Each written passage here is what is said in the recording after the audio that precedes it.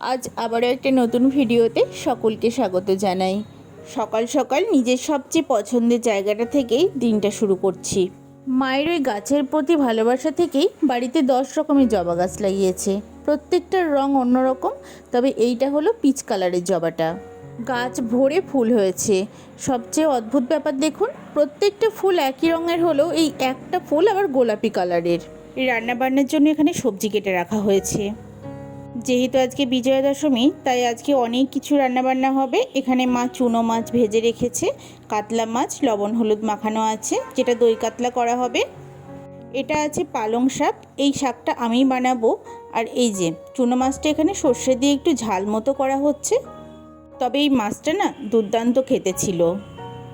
আমি এখানে পালং শাকটাকে খুব ভালোভাবে ধুয়ে নিচ্ছি, কারণ যেহেতু অফ সিজনের শাক, যদি সার কীটনাশক দেওয়া থাকে সেই সন্দেহটা থেকেই যায়। তবে শাকটা কিন্তু ভীষণ ফ্রেশ ছিল। আমি পালং শাক খেতে ভালোবাসি বলেই বাপি নিয়ে এসেছে। তো শিম মূলো আলু এগুলোকে ভালোভাবে ভেজে নিয়েছি, তারপরে শাক আর ওই বেগুনগুলো দিয়ে দিলাম। এবার এর ওপরে একটু লবণ আর একটু হলুদ দেব, তারপরে নাড়িয়ে চাড়িয়ে মিশিয়ে কিছুক্ষণের জন্য ঢাকা দিয়ে দিচ্ছি। এর ফলে শাকটা খুব ভালোভাবে মজে যাবে। পালং শাকের এই চচ্চড়িটা না আমার মা দুর্দান্ত বানায়। তবে আজকে মা প্রচুর রান্নাবান্না করবে, সেই জন্য আমি ভাবলাম শাকটা একটু করি। ছোট থেকে মায়ের রান্নাঘরে ওই খুটখুট করা একটু স্বভাব আছে। ছোটোবেলায় কী কাণ্ড হতো, মা রান্না বসিয়ে হয়তো কোথাও একটু যেত আর আমি কোনো একটা মশলা দিয়ে নাড়াতে শুরু করতাম। তারপরে যে কি বকাটাই না খেতাম। এই যে শাকে মশলা হিসাবে দিলাম সর্ষে বাটা, জিরে গুঁড়ো আর কয়েকটা চেরা কাঁচা লঙ্কা। এবার ভালোভাবে শাকটাকে নাড়িয়ে নেব। আজকে তো মাংসও আনা হয়েছে, তো ভাই যেহেতু খাসির মাংস খায় না, সেই জন্য কিছুটা দই কাতলা বানানো হবে। এখানে দই কাতলার মশলাটা কষানো হচ্ছে, সর্ষে পোস্ত চারমগজ যা যা দেওয়া হয়। এবার একটু টক দই ফেটিয়ে দিয়ে দেওয়া হলো।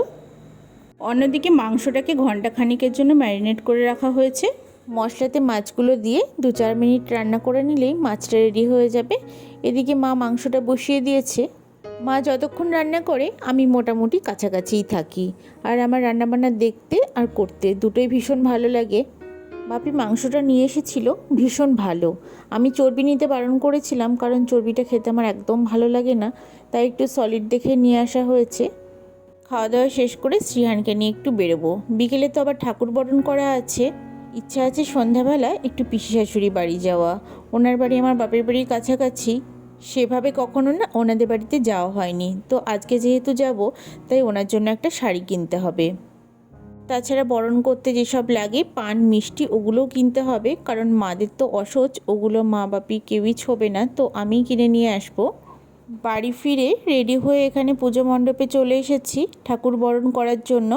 রাস্তায় যে কি বৃষ্টির মুখোমুখি পড়েছিলাম, পুরো জল বেঁধে গেছে। শ্রিয়ানকে কোলে নিয়ে টোটোয় উঠলাম, যার জন্য একটু দেরিও হয়ে গেছে। এদিকে বরণ শুরু হয়ে গেছিল।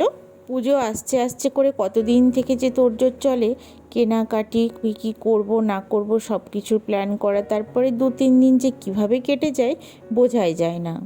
মায়ের ওই মুখটা দেখে যে কী কষ্ট হয়, মনে হয় আবার একটা বছর কিভাবে কাটবে, আবার এই দিনটাকে ফিরে পাবো। বিকেল 4টে থেকে বরণ শুরু হয়ে যায়, তারপরে একে একে বরণ করতে করতে বেশ অনেকটাই লেট হয়ে গেছে। আসলে প্রত্যেকেই তো করে মাকে বিদায় বেলায় মাকে ছোঁয়ার যে একটা অনুভূতি, সেটা আর কেউ হাতছাড়া করতে চায় না।